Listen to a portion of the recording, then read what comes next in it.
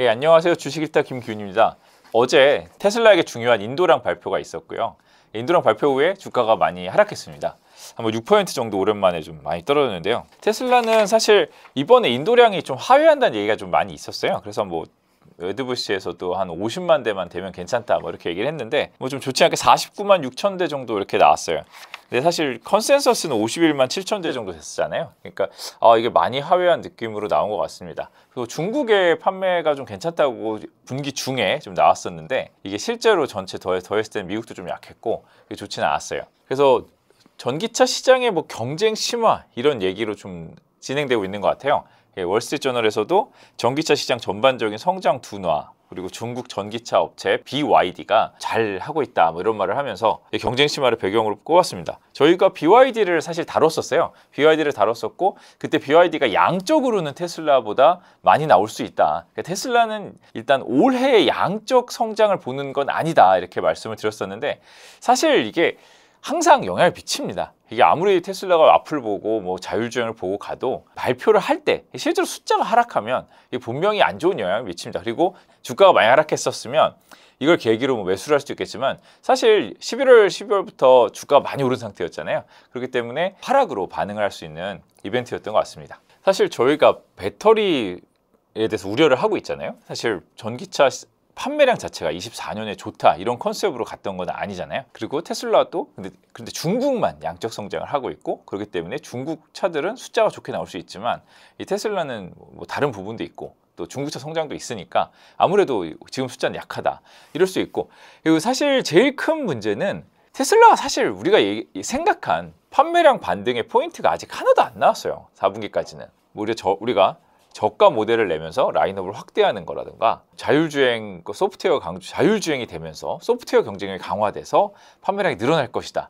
이런 요인들 그리고 뭐 미국의 보조금이 어떻게 바뀌었을 때 테슬라에 어떤 영향을 줄 것인가 이런 부분들이 사실 작년의 실적에는 하나도 반영돼 있지 않아요. 4분기 실적이 약간 실망스러운 건 맞지만 그러니까 우리가 생각한 포인트가 관계는 없다. 그리고 올해는 사실 올해의 숫자를 보게 됩니다.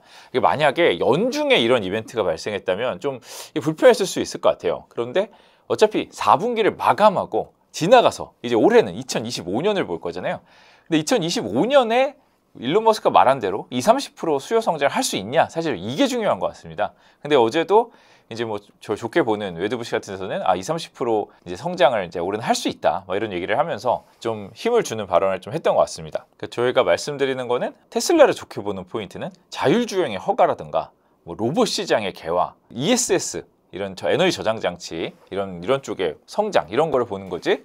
작년에 숫자가 생각보다 잘 나올 거다? 이렇게 본 적은 없었던 것 같아요. 그래서 이 테슬라는 이번 기회에 기회가 될 것인가 이거를 좀 살펴봐야 될 것 같아요. 그런데 저는 이렇게 봅니다. 이게 주가가 고점을 치는 와중에 최고점에서 악재가 딱 나오면 이 당연히 급락이 나오잖아요. 그럴 경우에는 팔고 나가는 게 맞거나 일시적으로 조심을 하는 게 더 맞는 경우가 많아요. 왜냐면 이 고점까지 계속 수급이 누적 상태에서 한번 딱 털렸고 그 다음에 그 악재에 대해서 계속 곱씹게 되잖아요. 그러면서 계속 한동안 후유증이 내려올 가능성이 더 높은 것 같아요. 그런데 테슬라는 보시면 이미 고점 대비 하락률이 상당히 큽니다. 최근에 488불까지가 갔었죠. 되게 높게 갔다가 사실 계속해서 하락하고 있었어요.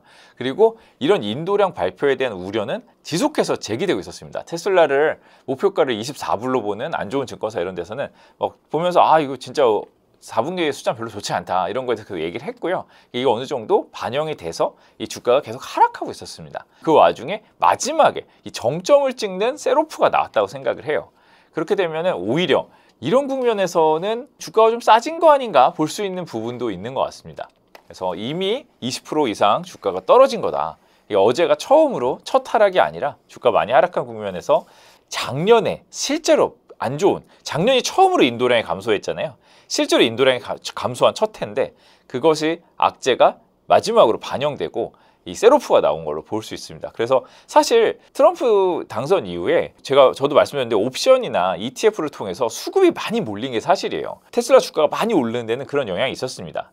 저희가 저번에 리뷰하면서도 말씀을 드렸는데 그런 그 수급 쏠림이 누적돼서 그런 경우에는 이거 한번 터져서 이게 내려오는 경우가 꽤 있는 것 같아요. 그러니까 그런 현상이 이미 좀 발생을 했다 이렇게 볼 수 있고요. 그래서 이게 어느 정도 수급이 오히려 지금 정리가 좀 되지 않았을까 싶어요. 그렇기 때문에 이것은 기회로 볼 수 있는 요인도 분명히 있다 이렇게 생각하고 있습니다. 거기다가 이거는 사실 테슬라의 문제는 아니지만 사이버 트럭 폭발도 있었잖아요. 사이버 트럭 폭발이야 이게 좀 안 좋은 사건이 있었습니다. 트럼프 타워 앞에서 사이버 트럭 폭발했는데 모르겠어요. 트럼프나 머스크에 대한 불만이 있는 거예요. 지금 사실 이유는 잘 모르겠습니다만 이게 사실 주가에 뭐 좋은 영향은 아니겠죠. 뉴스가 뭐 사이버 트럭에서 폭발이 일어났다. 물론 이유는 폭발물이 폭발했다고 나오죠.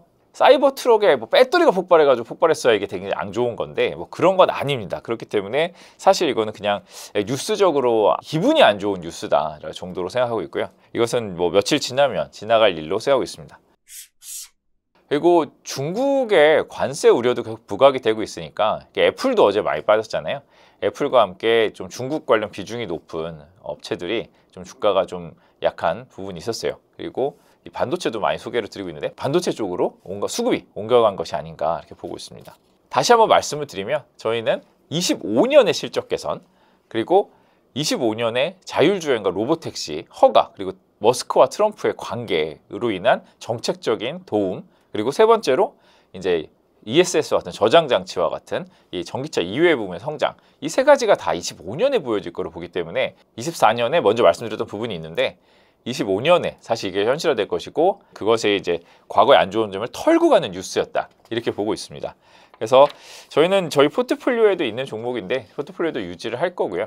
25년에도 기대를 가지고 계속 지켜보고 공부해 볼 종목으로 보고 있습니다. 연초는 올해 어떤 회사가 성장할 것인지가 가장 중요해요. 그리고 올해 성장의 기대감이 중요하고요. 그것이 1분기 실적에서는 확인이 돼야 돼요. 1월 말에 4분기 실적을 확인하는 거는 어떻게 보면 중요한 이벤트가 아닐 수 있어요. 그렇지만 1분기 실적이 잘 나와야 됩니다. 그렇게 되면 이게 올해의 종목이 바뀌면서 이게 다시 올해의 성장주가 됩니다. 사실 이미 숫자 보시는 사이트에 가서 보시면 24년은 감익이에요. 감익이 기정사실이었고 감익이 나온 거죠.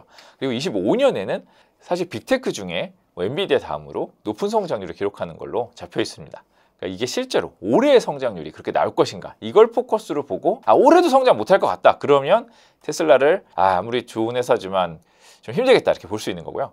올해 저희가 생각하는 뭐 30-40% 성장을 할 수 있다면 이건 작년의 성과는 이제는 1월이 지나가면서 중요하지 않다 이렇게 보고 있습니다. 저희가 계속 말씀드리고 있는 테슬라에 대해서 속보를 빠르게 말씀드렸습니다. 어떻게 보면은 저희가 아주 중요하게 생각하는 뉴스는 아닐 수 있지만 그 모든 악재도 다 과감없이 짚고 넘어가야 된다고 생각하고요. 악재가 있어도 호재가 있어도 계속해서 말씀드리겠습니다. 계속 구독해 주시고요. 같이 공부해 봤으면 좋겠습니다. 감사합니다.